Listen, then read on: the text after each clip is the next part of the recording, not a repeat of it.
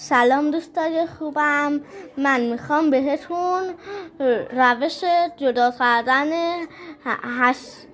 کردن آلبالو از خسته رو بهتون یاد بدم. میگم که اول قشنگ آلبالو رو تمیز میشوریم، بعدش هم داغه هاشو جدا میکنیم. سومم که هسته هاشو با خمت نی در میاریم. الان اینجا رو نگاه کنید، میبینید که داره با خمت نی فرو میبره توی سوراخ اینجا. بس دارید فقط اینجا که باید اینجا فرو ببریم، اینجایی که داغه هاش هستن.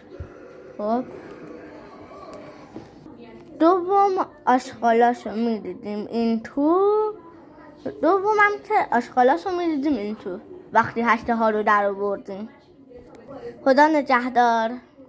بعدش هم این که اینجوری له نمیشه، قشنگ درسته میمونه.